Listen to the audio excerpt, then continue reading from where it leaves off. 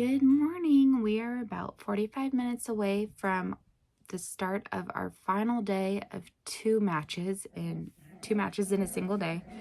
So I'm here for my preview for that. The first set of matches is the Group H matches. And that is Ghana versus Uruguay and Korea versus Portugal. I don't think that there's no way that Portugal's already qualified. Technically, they could come in second place, but it's not likely. So I will probably then be watching the Ghana versus Uruguay match live. I am hoping for a Ghana win. I just don't think Uruguay have been playing as well as they should have been. And I think Ghana have been playing really well and have been really hungry for it. So I would love to see Ghana go through. With a win, they will go through for sure. With a tie, it will depend on the results then in the other game. Korea, they have a -1 goal differential right now, and Ghana has 0. So it could depend, if Korea were to win, it would depend on the margins with which they won, if Ghana would then go through. So Ghana need to win, and then Uruguay with a really high score line could go through with a win, depending on what happens in the other match. So all we know for sure is that Portugal is through. We don't know about the other, which team will come in second, but I'm keeping my fingers crossed for Ghana. The other set of matches today are Serbia versus Switzerland and Cameroon versus Brazil. Brazil are already through, and Switzerland have 3 points. Serbia and Cameroon both have 1. I will probably be watching the Serbia versus Switzerland one live as I would like to see if Switzerland go through. So, yeah. And so for today, the matches I'll watch live are the two matches where it's not the team that's already qualified playing. So, yeah, that's about it. I'm trying to keep this short as I still have a lot of video editing to do, and I would like to work on that before the match starts. So I finally got November 28th uploaded. I believe, though I have to take another glance, that all of the 29th is edited. I just have to now export it and then upload it. So I'll work on that, and I also have to edit day 1 of Vlogmas. So that's what I'll be working on, and I need to catch up with the Advent socks stuff. I have 1 cuff done for 1 sock, and we're on day 2. I should be having the other cuff done, and then 2 sets of stripes, and then the other sock should have 2 sets of stripes too. So I'm a bit behind, but that's okay. Just gotta do what we can do and not stress about the rest, right? So I will be having several videos posted today, and I will keep the cover pictures so that you can tell between a World Cup update and a Vlogmas update. So I will catch up with you guys at the end of this match. Bye.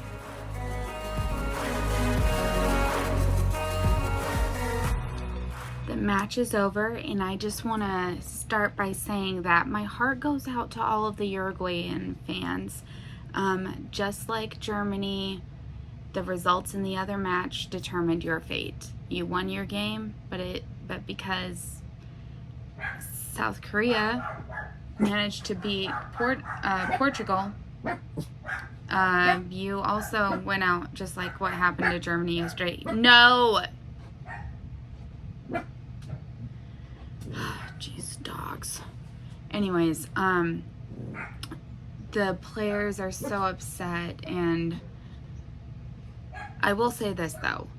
they have done something unacceptable. Oh, Suarez is sobbing. Like, he has a jersey over his head so that no one can see his face, and he is full body shake sobbing. It's so sad. But many of the Uruguayan players surrounded the ref at the end and were basically harassing him. Several yellows were shown. They followed him down into the tunnel, and that's not acceptable behavior. I expect there will be disciplinary actions towards those players, possibly fines, possibly being forced to miss future matches. That's just not acceptable behavior. The reason why, my guess is because there was a controversial call in which Uruguay in the 57th minute should have been given a penalty, but they weren't. This was VAR reviewed. The commentators and their expert rules analyst both said it should be a penalty kick for Uruguay, but the ref said no. And so they're going to be really upset about that. The first half of this match, actually, when both of the goals were scored, I didn't find particularly entertaining.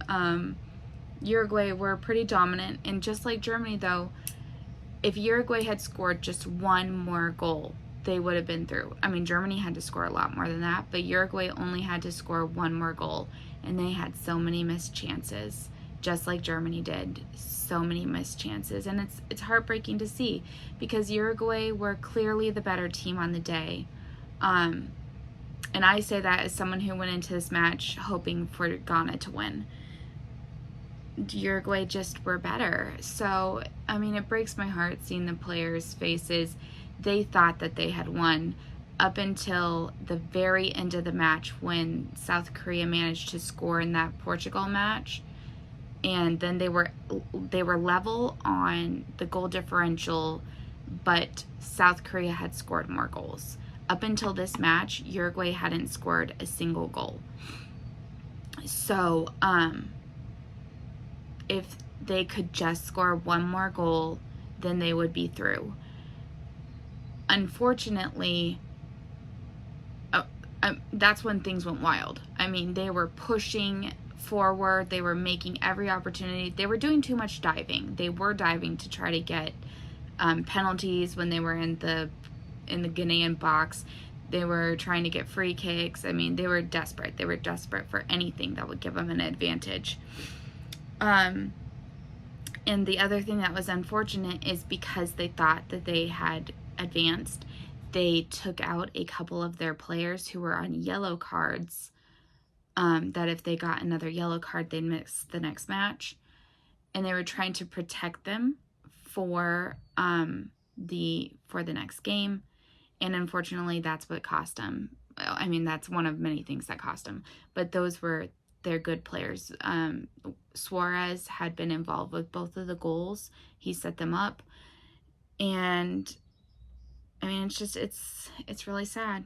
So in the 18th minute, the VAR awarded Ghana a penalty kick, and that was saved. So good job to the keeper from Uruguay. In the 25th minute, De Arceta scored for Uruguay, and then again, only 6 minutes later, he scored again, making it 0-2 for Uruguay. And that's all the notes I have, well, except for the VAR check for the controversial one. But so Uruguay won the match 2-0, but they're still eliminated from the World Cup. I'm going to now try to watch the other match from today before the next set of matches start. So, I made some great progress here. This is the second cuff. I think I've only got 2 more rounds to do on it. And I did today's part of the mystery cross stitch. I'm now thinking gingerbread house, because I think that looks like a candy cane. That still looks like a window. So yep, that's what's up. And I will bring you another update in a little bit. Bye.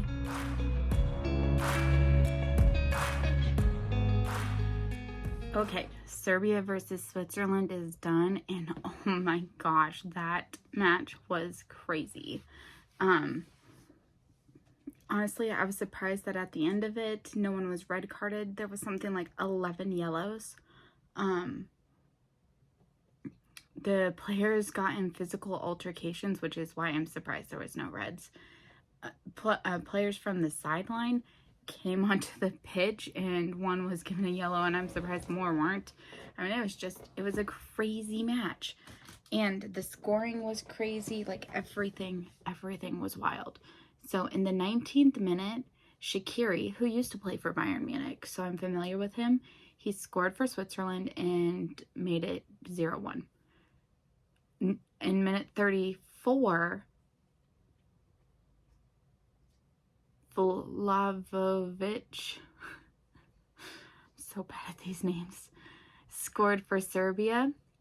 They said, no, I'm missing someone. Minute 26, it was Mitrovic scored for Serbia. Okay, so in minute 19, it was Shaqiri. Minute 26, it was Mitrovic for Serbia, which tied it up 7-7. Then in minute 34, it was Vlahovic who scored for Serbia. Apparently, he isn't fully fit, but they had to play him because Serbia had to win this match. In minute 43, so this is still the first half, Embolo scores for Switzerland. Then in the 47th minute, so just less than 3 minutes back from the halftime break, Freuler scored for Switzerland, making it 2-3. And that's the last goal. There was a point where the Serbian player went down in the box, and they were trying to suggest that it should be a penalty, and the referee said no, and that's where some of the altercations happened. That's when the players came onto the pitch who were supposed to be on the bench, and after, like, they were denied that penalty, it's like they lost their motivation, and we're like, we're not gonna get it. Like, it was like they lost the motivation because they just stopped trying, honestly. And there was still plenty of game to be played. So, yeah, the score ended 2-3. And so Switzerland moves on to the knockout stage. I haven't watched the other match yet. I do know, though, that Cameroon beat Brazil, but Brazil still moves forward. So I'll watch that later. I have just enough time to watch one more match before getting ready to go to the doctor. So I'm actually going to go back to yesterday's matches. I have 2 still to watch from then, but I've edited and uploaded all the videos up until yesterday's matches. So I need to try to get those done today so that I can try to get all the way caught up. So yeah, I worked a tiny bit on my Royal Queen. However, I realized that this is all stitched in the wrong color. I stitched it in a crew, and it should be whispers, which was kind of demoralizing, and why I ate a stromboli for lunch and stuff like that. I still need to finish my stitching, so I switched to go back up to the hair. I put a note on my project about needing to frog so that I don't continue to be messing up, but let me just show you on the pattern. So that is what I thought the symbol was. So you can see what it looks like. This is what it actually was.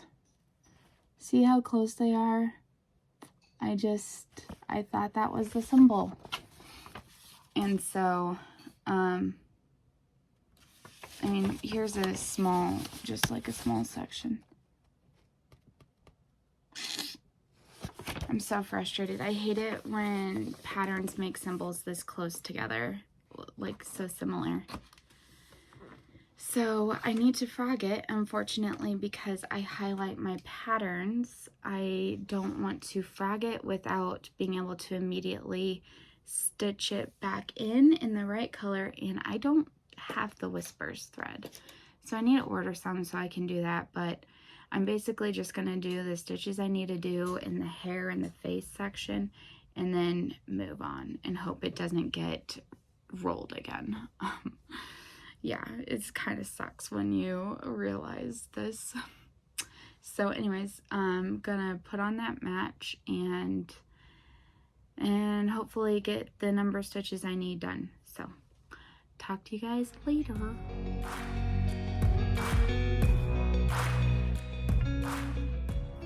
I just finished watching South Korea versus Portugal, and I have to say that I was pretty impressed with how South Korea played. Now, admittedly, Portugal already knew that they were through to the next round, so they did have a lot of changes to their lineup. But regardless, South Korea started at the bottom of the group, and they ended up finishing the group in second place, which is awesome for them. So in the 5th minute, I mean, I don't even think it was the 5th minute. I think it was like 4.5 minutes or something like that. Ricardo Horta, when I have trouble reading my own handwriting, scored for Portugal. So Portugal went up in this match and started it 1-0 over South Korea. In the 16th minute, there was a South Korean goal that was ruled offsides. That was an accurate call. But that should have been a wake-up call for Portugal that South Korea was here and they were not going to just roll over, that they were going to fight and that they wanted to win. So in the 26th minute and 45 seconds, Kim Young scored for South Korea, making it 1-1. It went into the halftime at that score. They came back out. South Korea was dominant, in my opinion. In the 90th minute, Hwang scored for South Korea, which would see them through to the knockout round. I mean, we were talking about they only had 6 minutes of added time, and in those 6 minutes, they managed to score the goal that they had been trying to get the whole time. People started sobbing. The player who scored took his shirt off. I mean, I think that's a yellow card. So,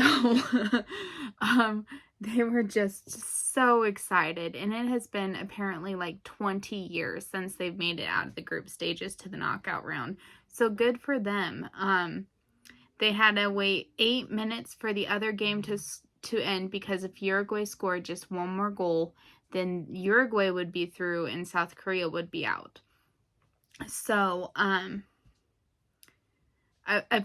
because they switched the matches over to the other game, we couldn't really see what was happening in that South Korean game, but apparently, like, players were watching their phones on the field, just waiting to see if they would get to celebrate. And I think one of the players said that it was like the longest 8 minutes of their life.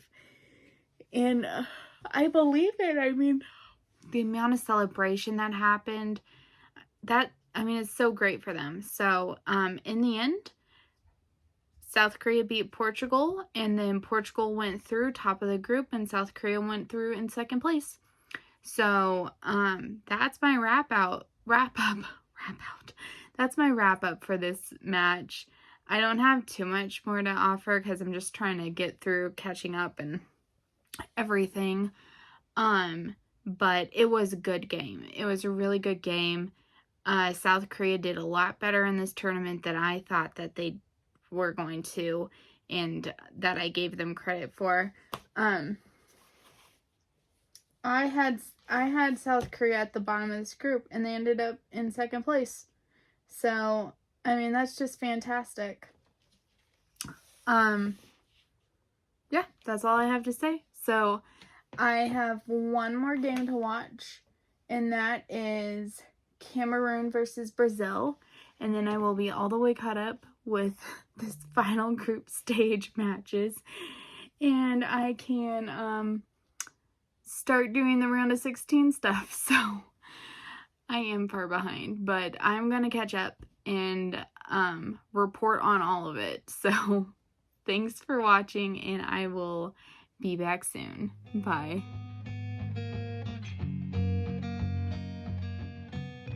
I just finished watching Cameroon versus Brazil, which means I'm finally done with all the group stage matches, which is pretty exciting, so I can finish these vlog updates. So Brazil went into the match making a ton of changes to their starting lineup. I think they swapped out at least 9 players. I don't remember for sure how many, but they made a ton of changes. And basically the match was pretty boring. I mean, Brazil was good. Of course they were good, but they were playing their B team. I mean, a Brazil B team is still a good team, but they didn't have the cohesion that the normal starting lineup has, and they weren't able to maximize their opportunities. In the 92nd minute, so 2 minutes into stoppage time, Abu Bakar scored for Cameroon. He was so excited and happy about his goal against Brazil that he took his shirt off in celebration. And in soccer, that's a yellow card. So and unfortunately, he already had a yellow card in this match. And 2 yellows in 1 match means a red. But the interchange between him and the referee, like, you could tell the referee was sorry that he had to do that. He, like, tapped his heart in pity, and the Cameroon player was all like, hey, it's all good, man.